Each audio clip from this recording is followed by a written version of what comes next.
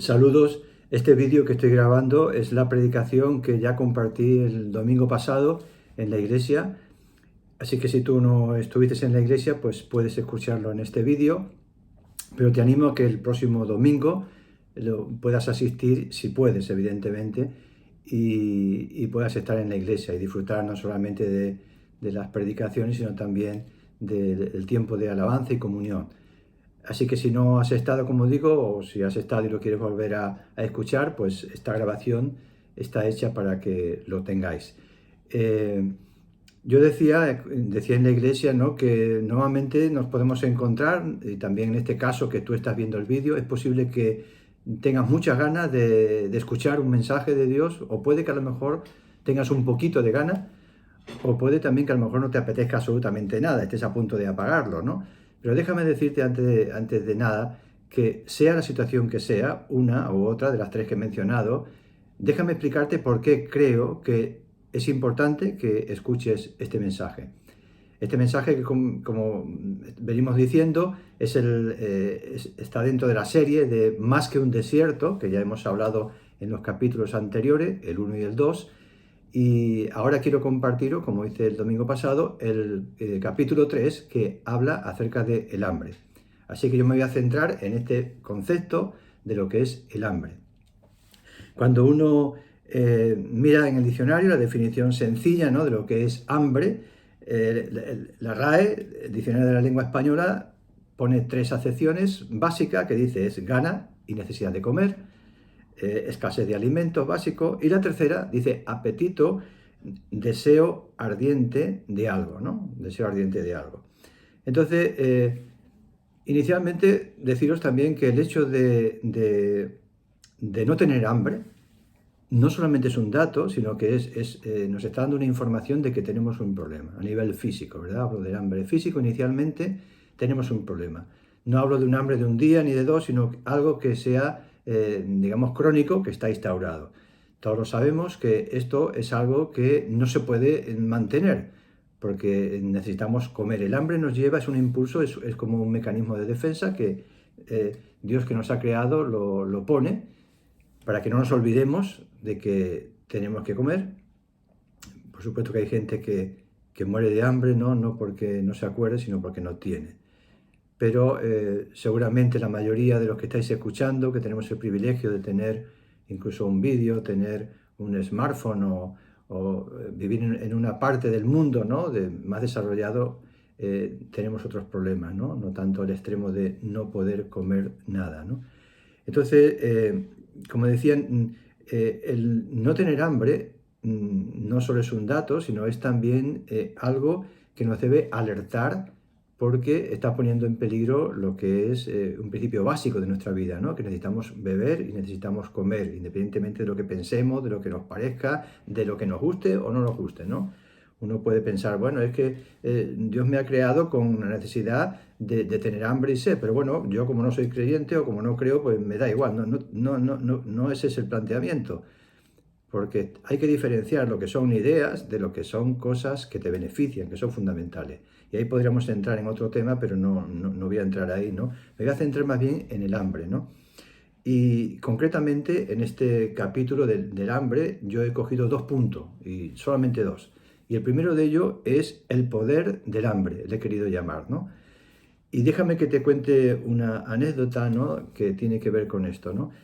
Leía esta anécdota que me encanta, ¿no? Me encanta el significado, evidentemente. Es un poco trágica porque nos habla de una persona un campesino que vivía en el campo, en una región, y había habido, como suele pasar en gente que vive del campo, ¿no?, pues había habido malas cosechas por causa de tormenta, del tiempo, como pasa tantas veces, ¿no?, en zonas rurales. Y en toda su zona, pues había habido tormentas, había habido vientos, en fin, que las cosechas se habían perdido, y esto significaba no solamente, como pasa para nosotros, que a lo mejor no nos pagan el salario un mes, y bueno, tenemos al siguiente, o del paro, o lo que sea, ¿no?, los ERTES o lo que sea, ¿no? Aquí estamos hablando de que eso significa perder la cosecha de un año, significa tener un año donde no vas a tener recursos para alimentar a tu familia ni a ti mismo, ¿no? Y en esta situación este hombre se puso pues lógicamente a buscar lo que, trabajo, lo que fuera, empezó a ir por pueblos, pero lo tenía muy complicado porque lo que le había pasado a él le había pasado a casi todos los que estaban por la zona, ¿no? Así que ya él, desesperado de buscar y no encontrar nada, ya se iba a volver para casa, pero se encontró a alguien que, caminando con él, le comentó que había oído de un pueblo donde había un maestro de lucha, que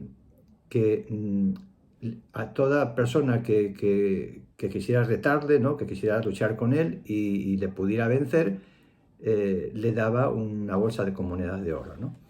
Entonces, este hombre no tenía ni idea de lo que era luchar ni nada de eso, pero no tenía otra opción. Así que se fue a ese pueblo y ese pueblo era muy famoso porque tenía esta tradición y muy poca gente retaba a este maestro, que era una persona ya muy conocida, con una escuela muy conocida en artes marciales, no de lucha. Entonces él se presentó allí y habló con él y le dijo que quería el reto, ¿no? Entonces cuando no se podía negar el maestro porque era lo que estaba estipulado según la tradición, así que cuando estaban frente a frente a una distancia de 10 o 15 o 20 metros, este maestro en el momento del momento de la lucha, delante de todo el pueblo que estaba todo alrededor y otros pueblos que venían también al espectáculo, ¿no? Que es lo que se trataba, la fama que él tenía, se dio cuenta que ese hombre que tenía enfrente, este campesino, el maestro se dio cuenta de que no le conocía y cogía la espada de una manera muy extraña, nunca había visto a alguien coger la espada así, pero a su vez también veía en sus ojos, en los ojos de este campesino, él no sabía que era un simple campesino, vio unas ganas tremendas, ¿no? de retarle y de vencerle, ¿no? Entonces este anciano pensó, en este lapso de segundos, ¿no? Él pensó, dice, bueno, este hombre, la forma de coger la espada, tampoco veo que tenga un logo de una escuela de las que ya conozco todas, que es el nivel que tiene, me sorprende, ¿no? Me extraña, me engaña un poco, ¿no? Y luego su mirada, digo, he luchado varias veces con algunos que me han retado y la mayoría tenían miedo, pero este hombre me está mirando de una manera que no tiene miedo en absoluto, sino que está convencido de que me va a vencer, ¿no? Entonces, con esta reflexión, el maestro, dándole vuelta en segundo, todo en segundo, ¿verdad? Eh, mm, Él dice, bueno, en realidad, si este hombre, que no le conozco, pues a lo mejor es alguien que se han confabulado para otras escuelas, ¿no? Para enviármelo y que me mate y que se queden con mi escuela tan famosa, ¿no? Todo eso pensaba en segundo, como nos pasa a veces cuando estamos en momentos críticos, ¿no? Así que, bueno, ya empezó, dieron la señal para empezar la pelea y este campesino se lanzó hacia él con la espada, con la mirada tan convencido y cuando había avanzado unos pocos metros, el maestro bajó su espada al suelo en señal de rendirse, ¿no? Así que el campesino se paró, todo se paró la lucha y él se rindió, con lo cual el campesino recibió las monedas, había vencido sin pelear y recibió las monedas, ¿no? Entonces, antes de que se marchara con las monedas, el maestro le preguntó y le dijo, ¿puedo hacerte una pregunta? Y dice, sí, claro. Dice, bueno, he visto tu mirada, ¿no? Tan convencido, tan retadora, que no había visto antes, pero quiero preguntarte, porque no te conozco, dice, ¿a qué escuela perteneces, no? Y el hombre le respondió, pertenezco a la escuela del hambre. Y esta fue su respuesta. Y con esto quiero dar a entender que el hambre, de alguna manera, como pasó en este caso, nos lleva a darlo todo sin importar el precio, que es lo que quiero resaltar. El hambre tiene mucho poder a la hora de motivarnos y darnos todo lo que nuestra fuerza, ¿no? Para conseguir algo, ¿no? Incluso como en este caso que prácticamente no tenía ni idea de lo que era luchar, ¿no? Me recuerda también los casos de las pateras, ¿no? Gente que, como sabemos, anualmente la estadística es muy alta, gente que muere aquí cuando llegan a España, ¿no? Atravesando desde África, ¿no? Habrá de todo, pero muchos de ellos también lo hacen por el tema de recursos, ¿no? Físicos, ¿no? Y se juegan la vida. Entonces, no digo que sea todo hambre, sino también a lo mejor prosperidad, pero en muchos casos seguramente también. Nadie se juega la vida sin una motivación poderosa, ¿no? Pero volviendo a la Biblia, ¿no? cuando uno mira personajes de la Biblia y mira lo que es el poder del hambre, uno se da cuenta también, no solamente de este ejemplo que hemos mencionado, del luchador, sino se da cuenta de que es algo así. Cuando uno lee en la Biblia, ¿no? Lo que es la palabra del hijo pródigo, ¿no? Se nos dice que el hijo pródigo, que pidió todo su dinero, la herencia a su padre, ¿no? Y se marchó para gastarla, para disfrutar, gastó todo de forma incontrolada para sus placeres. Y aunque muchas veces le habían dicho al hijo de que estaba haciendo mal, que debería devolver, ¿no? Porque en realidad eso es un pozo sin fondo que tiene, el final nunca es bueno, derrochar tu dinero, porque se acaba. Él no escuchó nunca a nadie, pero hubo un momento cuando él cayó, dice la Biblia, que cayó en sí, ¿no? Y decidió volver a casa del padre. Lo que le hizo volver en realidad no fue una reflexión profunda, ni un consejo sabio. En realidad, cuando uno lee esta palabra, lo que le hizo volver fue el hambre.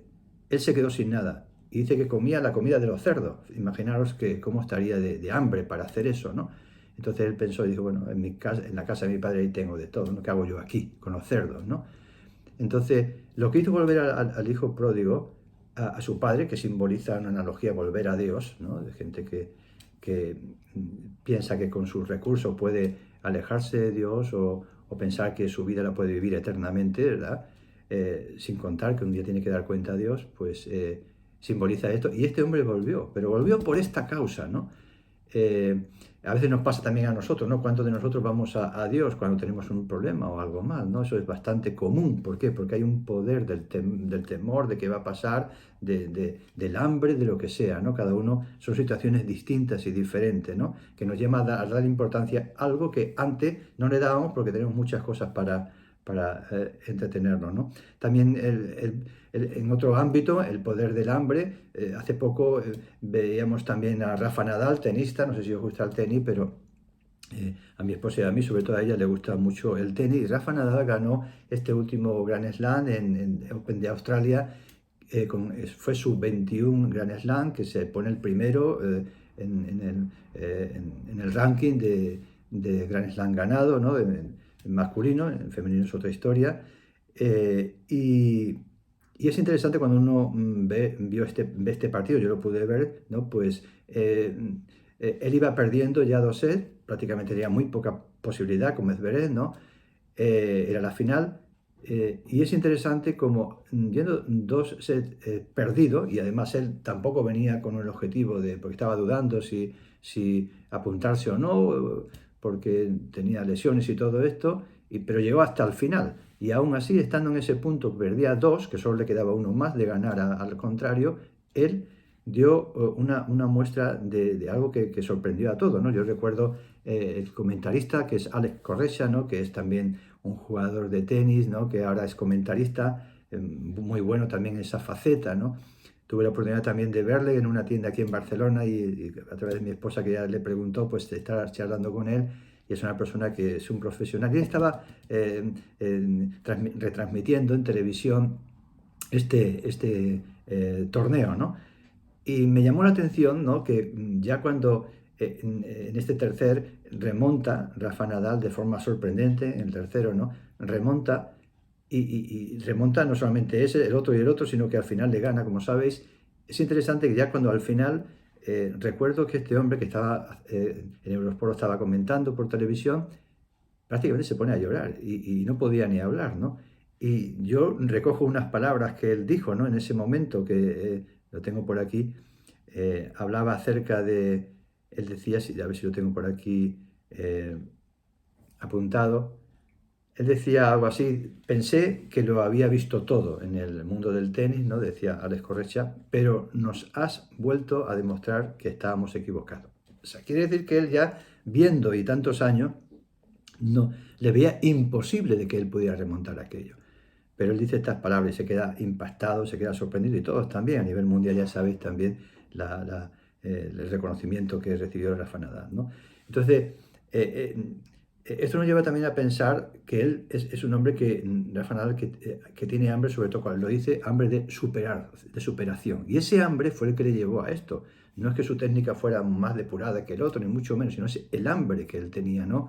De superarse a sí mismo. Podemos hablar también de David con Goliat, como ese joven se enfrenta a Goliat no por superarse a sí mismo, sino sencillamente porque él pensaba que quería o que podía liberar a su pueblo, ¿no? De ese reto que tenía los filisteos, ¿no? Contra Israel, que estaban ahí, digamos, de alguna manera amenazados, ¿no? Y podemos seguir hablando de más personajes de la Biblia, ¿no? Así que podemos definir, ¿no? Que hay lo que sea el hambre física, que es el que llevó al hijo pródigo a volver a su padre, el hambre de superarse a sí mismo, que es lo que pasó con Adán, o el hambre de David por querer liberar a su pueblo, etcétera. O sea, esos diferentes tipos de hambre, ¿no? Ahora, esto me lleva a la siguiente pregunta que te quiero hacer para reflexionar. ¿De qué tienes tú hambre? Porque no solamente estoy hablando de el hambre, el poder del hambre, ¿sí? También quiero mencionar otro elemento muy importante y muy determinante, que es de qué tienes tú hambre. Porque podemos tener hambre, como lo tenía Herodes, de poder.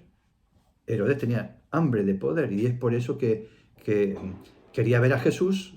Le dijo a los magos que le avisaran cuando supieran dónde estaba Jesús, pero era para matarlo. De hecho, ya sabéis que luego, cuando no lo encontró, se enfadó mucho y mandó a matar a todos los niños pequeños, ¿no? Para ver si pillaba a Jesús en medio de todo aquello, ¿no? Cuando hablamos, por ejemplo, hablamos también nos dice la Biblia de Satanás, ¿no? Satanás era un ángel de luz, ¿no? Y también nos dice la Biblia que él tenía hambre de ser igual a Dios. Y eso es lo que le llevó a, pues eso, a ser desterrado del cielo, ¿no? Y convertirse en lo que se convirtió, ¿no? Pues eso, en un ángel caído, ¿no? Y todos los demonios que le siguieron, ¿no?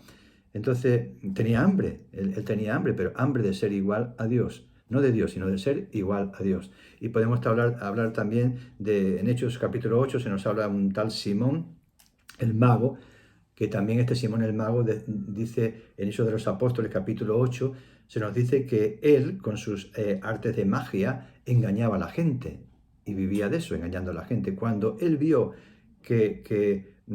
a los apóstoles, ¿no? Y sobre todo Pedro es el que le recrimina, ¿no? De que ellos de alguna manera tenían el poder para que la gente recibiera el Espíritu Santo, ¿no? Invitaba a la gente poniendo las manos para que recibieran el Espíritu Santo. Él dijo a Pedro, yo quiero también eso, quiero tener esto, ¿no?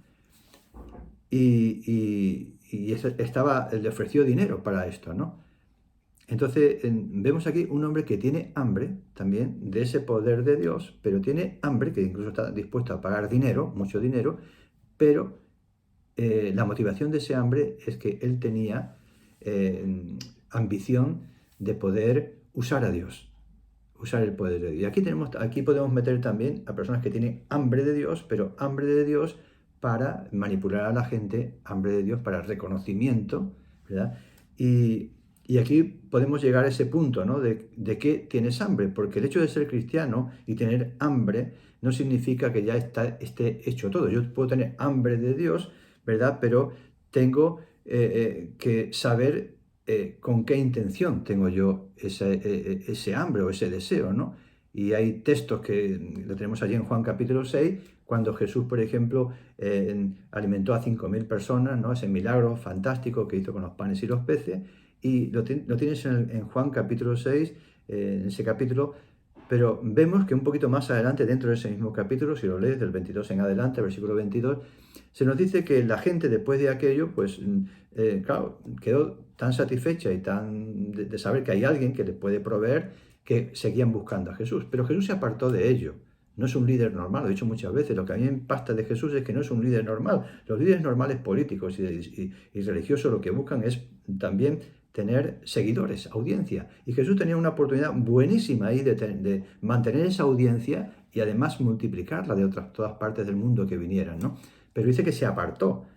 Y tenemos la respuesta de por qué se apartó, porque luego se le preguntan, cuando ya más adelante encuentran a Jesús, lo puedes leer en Juan capítulo 6, del versículo 22 en adelante hasta el 30, ¿por qué te has apartado? Y él le dice, respondió, Jesús les dijo, de cierto os digo que me buscáis, no porque habéis visto las señales, sino porque comisteis el pan y os saciasteis.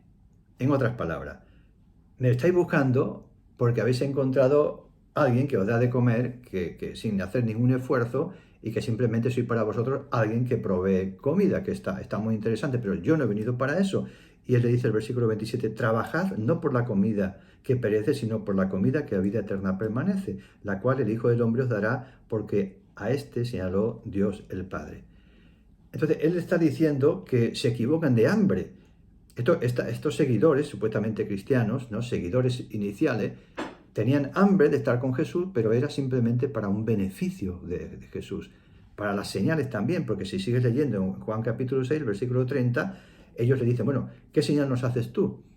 Les seguían pidiendo señales, porque Moisés en el desierto nos dio el maná, ¿no? Que el maná, como sabéis, en el desierto era ese alimento que caía del cielo, que la palabra maná significa ¿qué es esto? ¿No? Que si hoy alguien descubriera la fórmula, estoy seguro de que sería millonario, porque el maná era un alimento que no se explica, no se sabe muy bien de qué estaba compuesto, pero seguramente que era vegetal y en fin, era como un grano, como un cereal, ¿no? Que caía del cielo y le alimentó a Israel durante 40 años, ¿no? Entonces esto tiene que ser algo fantástico, pero no tenemos la fórmula ni la tiene nadie, ¿no? Pero eso no es lo interesante. Lo interesante es que cuando ellos le recriminan, ¿qué señal nos haces tú? Eh, Jesús le dice, bueno, en realidad no fue Moisés lo del maná, fue Dios quien lo hizo, ¿no? Pero Jesús le dice, simbolizando aquello, ¿no?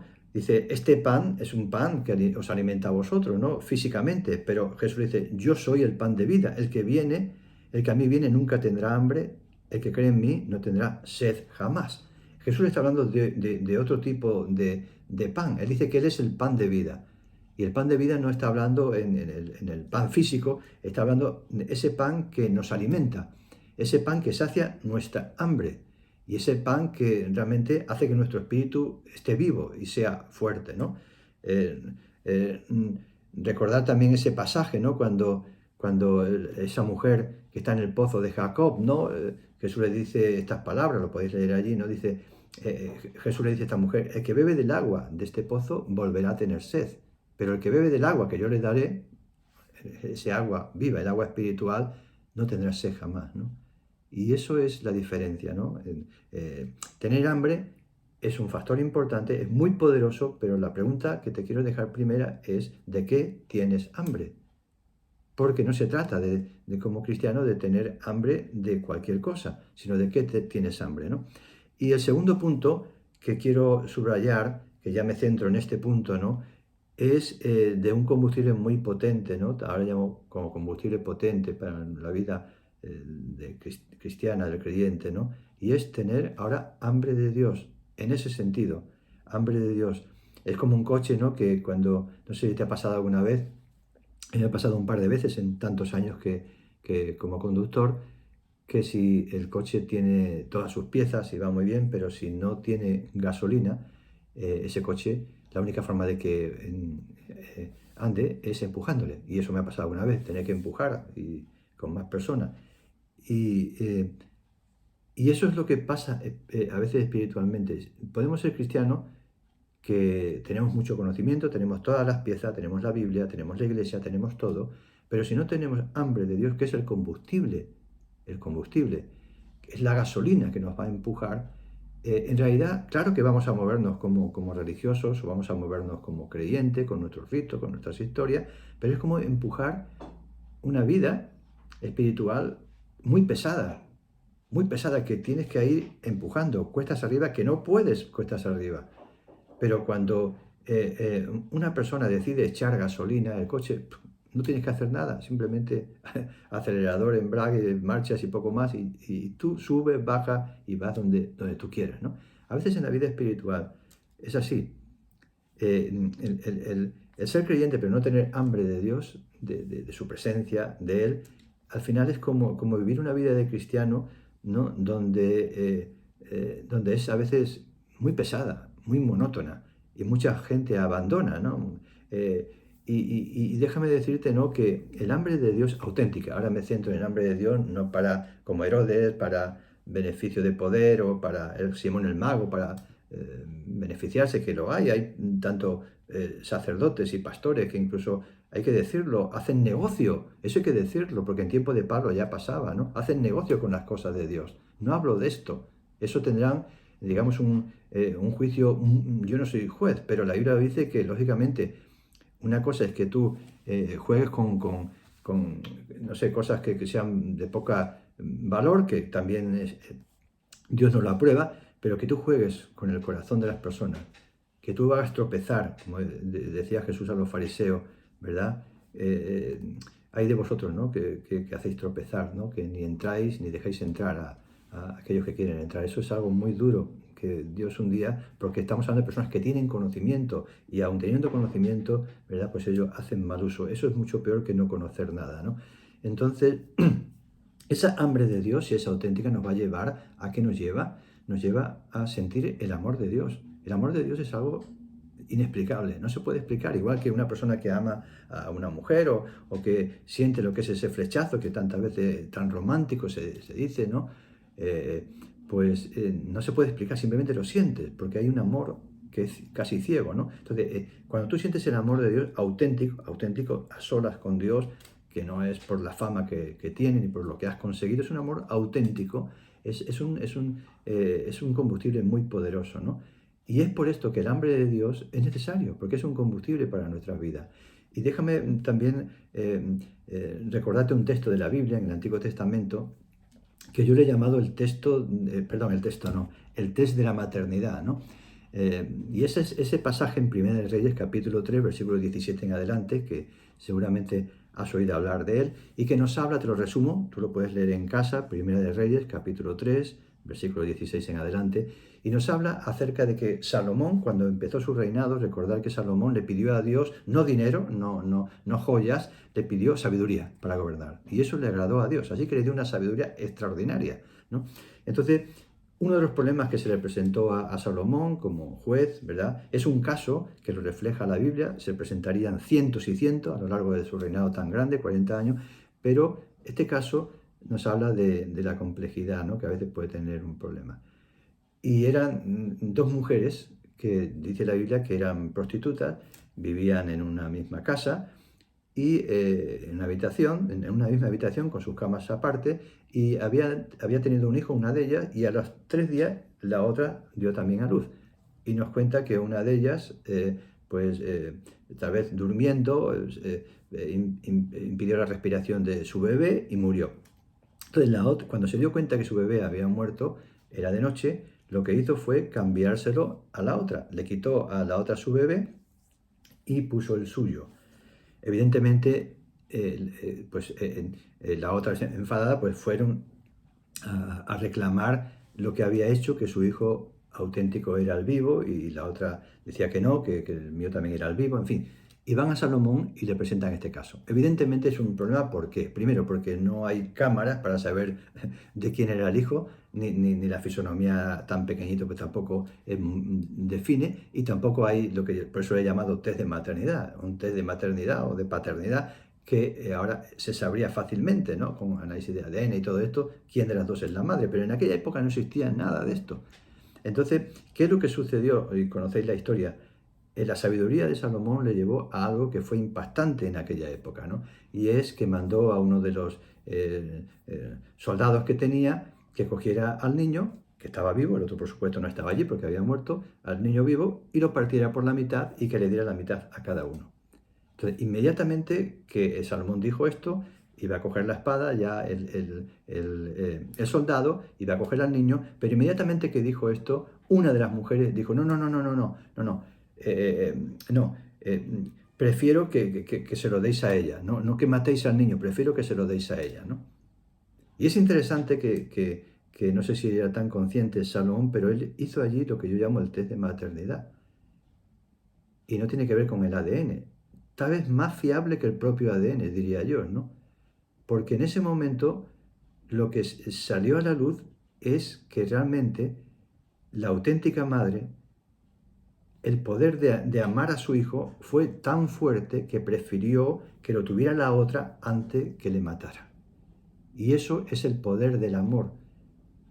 A veces el poder del amor de Dios define nuestras decisiones y decide nuestro comportamiento. Por eso es tan importante el amor de Dios. No es algo romántico, no es algo, el amor de Dios, qué bonito, no. Es que tiene un poder. Y el poder es que nos transforma, que quita el egoísmo. Hasta tal punto le quitó el egoísmo a esta mujer que prefirió darle a esta otra su hijo delante de Salomón antes que lo matara. ¿Por qué? Porque amaba a su hijo. Y es interesante, ¿no? Que en realidad, quédate con esto, lo que amamos es lo que nos define. Así que si tú amas a Dios con todo tu corazón, sientes el amor de Dios, no tienes que preocuparte tanto de esforzarte en agradar, en cumplir mandamientos, de no mentir, no robar, no tener rencor, no buscar el mal del prójimo. Si es que te va a salir solo, porque el propio amor de Dios te va a llevar a eso, no te va a dejar hacer otra cosa, ¿no? Así que quiero acabar, ¿no? Diciendo esto, que necesitamos tener ese hambre de Dios, que en definitiva, si os dais cuenta, ¿no? Quiero acabar, para no extenderme más, en realidad si te das cuenta, no deja de ser otra cosa que el principio que Jesús estableció para la iglesia. Él llamó el gran mandamiento. Una vez le preguntaron, ¿cuál es el gran mandamiento? Él podía haber dicho, bueno, pues mira, ayunar, orar, leer. El gran mandamiento es amar a Dios con todo tu corazón, con toda tu alma, con toda tu mente, con toda tu fuerza. Uno puede pensar, es que esto parece muy egoísta de Dios. No. Es que es como decirle a un río, ¿no? Yo qué sé, que no bebo o que no quiero ir al río, pues porque el río es el que tiene siempre el agua, ¿no? Y yo pues como el río me obliga a ir allí, pues no quiero ir al río, porque es una tiranía de ir al río. No es que sea una tiranía, es que yo necesito el amor de Dios. Dios no me necesita a mí, el río no necesita el agua, ya la tiene, y la tiene fluyendo, ¿verdad? Pero yo necesito ir allí y beber ese agua. Entonces Dios no me necesita a mí, pero yo sí necesito a Dios para beber y para tener ese amor, ¿no? Y finalizo simplemente con esta reflexión. Si no tienes hambre de Dios, déjame decirte que yo veo dos alternativas o dos cosas, ¿no? Que sí tienes que, a lo mejor, te pueden ayudar. Yo creo que te pueden ayudar si no tienes hambre de Dios, ¿no? El primero de todo es acercarte a Dios. Acercarte a Dios no significa una estatua, significa que tú, a lo largo del día, por la noche, en un momento determinado, tú te quedas quieto, buscas un rincón en tu casa, en el trabajo, donde sea, fuera de las horas de trabajo, donde sea, un rincón que tú, y simplemente te pones a hablar a Dios. Eso es orar.